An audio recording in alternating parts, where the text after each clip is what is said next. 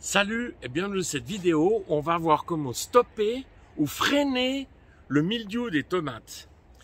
On est donc fin octobre et là, toutes les tomates à l'extérieur, j'ai tout perdu, donc tout attaqué par le mildiou. Tu vois, il y a encore ici juste derrière, on voit bien là. Donc j'ai dû tout arracher, je composte, je fais un compostage de surface. Mais voilà, et je vais dans cette vidéo essayer une nouvelle manière, c'est de trouver des variétés qui sont résistantes au mildiou. Il y aura d'autres vidéos qui vont sortir. Si tu veux pas le louper, clique en droit à droite sur abonner. Alors c'est parti.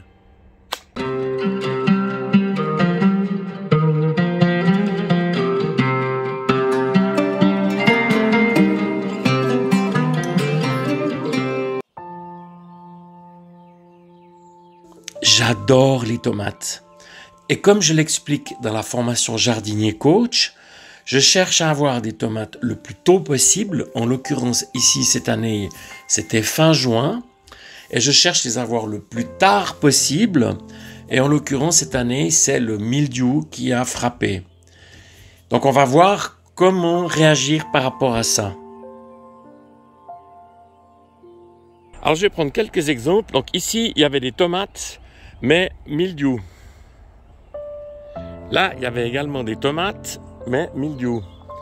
Comme je te l'ai montré au début, ici, il y avait des tomates, mais elles ont chopé le mildiou. Et je continue. Tu vois, ici, j'avais des tomates aussi. Là, on voit encore les pieds, là, tu vois, ici. Et elles ont aussi chopé le mildiou. Là, il y avait des tomates cerises, tu vois. Eh ben, elles ont aussi chopé le mildiou.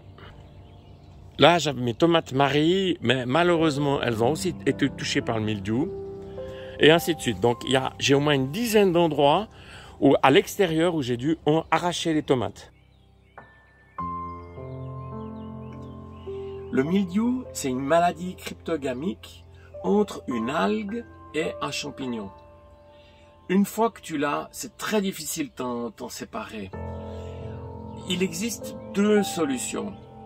La première, ça consiste à prévenir par des traitements. Alors, des traitements naturels, par exemple, dans ma serre ici, je fais un traitement à la prêle, donc un élément naturel, mais si je le fais à l'extérieur, il suffit d'une pluie et puis la prêle, c'est loin. Il existe d'autres traitements comme la bouillie bordelaise, donc le sulfate de cuivre, et ça, c'est vraiment une grosse M.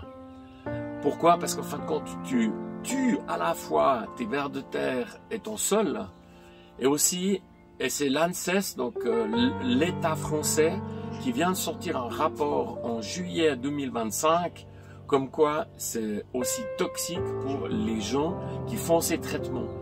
Donc il faut maintenant sortir du cuivre, et là, au niveau de la prévention, c'est vraiment pas top. Alors il existe une autre idée, qui est de sélectionner des variétés de tomates qui sont résistantes au mildiou. Il existe 5 gènes et c'est pas une modification génétique, c'est avec des Q-tips, c'est traiter la fleur. Donc, et ça, c'est un travail, mais vraiment de scientifique, et avec des années de retour, on arrive aujourd'hui à trouver des tomates qui sont vraiment résistantes. Alors, c'est ce que je me propose de faire, c'est l'essai que je vais faire en 2026. Ça veut dire tester des tomates résistantes au mildiou. Cette réflexion, elle me vient de Didier du potager du paresseux, qui vient de publier une vidéo, je la remets en annexe, sur justement la sélection de variétés tomates résistantes au mildiou.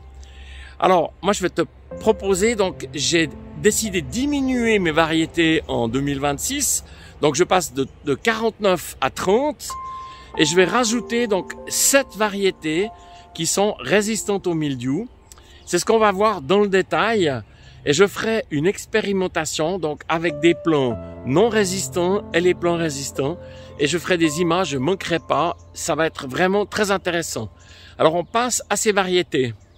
Sur la base des informations de Didier, j'ai commencé à faire des recherches sur plusieurs sites, et c'est sur le site de la Bonne Graine Donc je tiens à dire que j'ai aucun contrat de partenariat ou de publicité et tout, hein. Donc je me suis permis d'utiliser les photos qui sont montrées sur le site, que j'ai trouvé ces 7 variétés de tomates résistantes au mildiou. Alors c'est parti, donc on va commencer par les tomates que j'appelle moyennes, en opposition avec les grosses tomates qui peuvent aller jusqu'à 1 kg. Donc je commence par la Gourmandson, c'est la seule F1 des 7 variétés que j'ai trouvées. Donc c'est une tomate relativement grosse, elle fait 200 à 300 grammes. C'est une tomate orange jaune. Elle me fait un peu penser à la tomate du lac de Bray, donc que j'ai dans mon catalogue. On continue avec Viva Grande Bio. C'est une tomate rouge. Donc c'est une tomate qui a à peu près 200 grammes, donc une tomate moyenne, demi-saison. Elle est très résistante au mildiou. Elle est peu vigoureuse, donc ça veut dire qu'elle s'adapte très bien en pot. Et je vais faire un essai justement en pot avec cette Viva Grande Bio. Quand je dis bio, ça veut dire qu'elles sont reproductibles contrairement au F1. C'est simplement qu'on risque d'avoir une tomate différente comparée à une tomate bio qui veut dire stabilisée. On continue avec la Rondo Bella, donc une tomate rouge, un fruit plus petit, environ 100 grammes, très résistante au mildiou. Elle fait des grappes de 4 à 6 fruits. C'est une tomate que je me réjouis d'essayer, donc une croissance moyenne. On poursuit avec la Liguria Bio, une tomate rouge, un fruit un peu comme la précédente d'environ 100 grammes. C'est une tomate côtelée, très charnue, très peu de graines. Bienvenue dans mon catalogue. On continue avec une très jolie tomate mandaline bio, donc toujours reproductible. Une tomate de 150 grammes, très résistante au mildiou, arôme fruité, une douceur agréable. Je me réjouis vraiment de l'essayer. On va changer maintenant de catégorie. On va parler donc des catégories de tomates cerises avec cette nouvelle tomate cerise, donc rouge, hein, Resibella Bio, donc reproductible. Donc c'est une tomate qui fait environ 50 grammes. Elle a un arôme très intense et puis elle est reconnue vraiment pour une remarquable résistance au mildiou. Ensuite, je vais essayer la Primabella Bio. C'est donc une tomate rouge d'environ 30 grammes. C'est donc une petite tomate cerise qui a une très haute tolérance au mildiou, aigre douce. Donc aussi, bienvenue dans mon catalogue. Alors voilà, ça c'est donc les tomates que je vais essayer résistantes au mildiou en 2026.